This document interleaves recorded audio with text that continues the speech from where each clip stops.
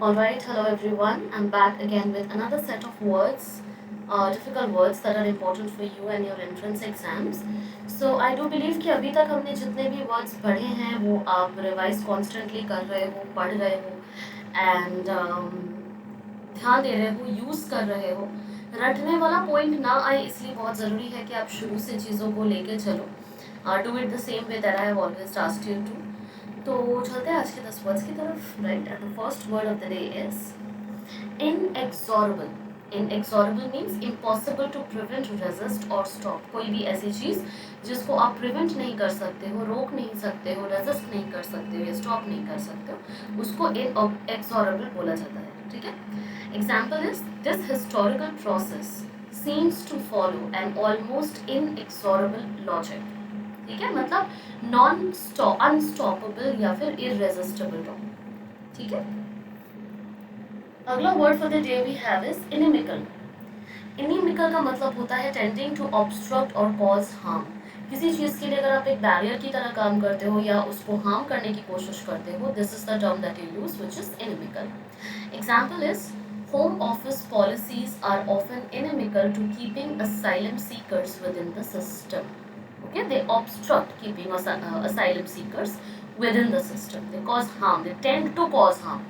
Okay, harmful कह सकते हो आप. एक वर्ड में अगर आपको कुछ कहना हो तो I think one word best रहेगा इसके लिए, which is harmful. Next word is injunction. अच्छा, आपको एक चीज यहाँ पे देखने को मिलेगा, आज के जितने भी वर्ड्स है सारे आई वाले हैं. ठीक है. हम शुरू से यही कोशिश कर रहे हैं कि हम अल्फाबेटिकली सारे जो इंपॉर्टेंट वर्ड्स है, डिफिकल्ट इंपॉर्टेंट वर्ड्स है, उनको कवर करने की कोशिश करें. ठीक है. The next word that we have is injunction. Injunction means a judicial remedy to prohibit a party from doing something. एक judicial remedy, एक cure जो prohibit करता है किसी पार्टी को कुछ करने से.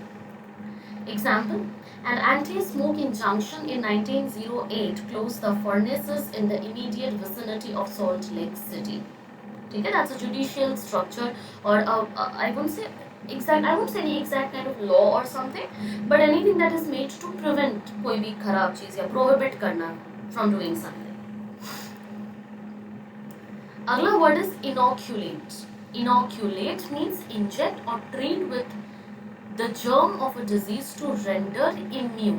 Inoculate करना मतलब किसी चीज में इंजेक्ट करना या जर्म डालना सो दैट उसके एंटीबॉडीज वगैरह डेवलप कर सके. मोस्टली वैक्सीनेशन के लिए टर्म यूज होता है. It's a biological term. Your GP can also inoculate but may take a while to get the vaccine in. ठीक है. Inoculation is nothing but to treat with some kind of germ for a disease so that immunity हमारी increase हो. आपको पता होगी यहाँ पे concept आता है वैक्सीनेशन का.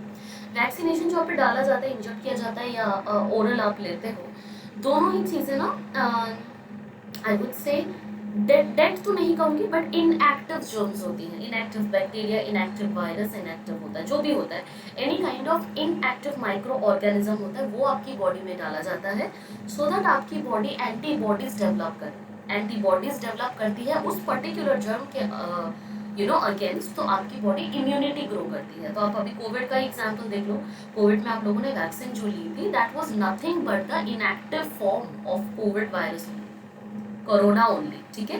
तो एज अ रिजल्ट क्या हुआ, ओवर द टाइम भी आपके बॉडी में एंटीबॉडीज क्रिएट हुए against that Covid, against corona, and eventually आप इम्यून हो गए, आपको कोविड अटैक नहीं कर सकता है. That is what inoculate means and that is how vaccination works. Insidious, now I'm not talking about the movie or the series. Insidious is working or spreading in a hidden and usually injurious way. तो इसका Insidious का मतलब haunting नहीं होता है. ठीक है. जितने लोगों को भी लगता है समथिंग रिलेटेड टू भूत प्रेत होता है, ऐसा नहीं होता है. इंसीडियस इज एनीथिंग जो भी हिडनली करा जाए या फिर इंजूरियस या हार्मफुल वे में किसी के अगेंस्ट करा जाए, स्प्रेड करा जाए, उसी को इंसीडियस कहा जाता है. He made insidious threats to gulf stability. ठीक है, दैट्स एन एग्जांपल.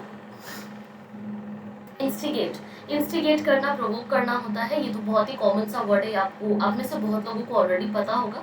नहीं पता है तो I am there to help you out. Instigate का सिंपल मीनिंग होता है किसी को प्रोवोक करना.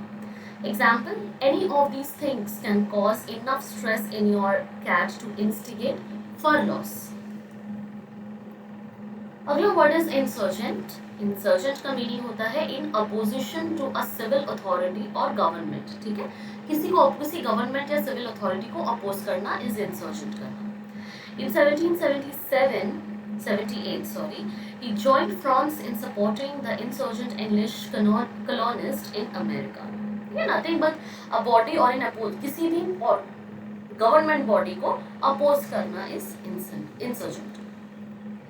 इंटरलॉक्यूटर। इंटरलॉक्यूटर का मतलब होता है a person who takes part in a conversation.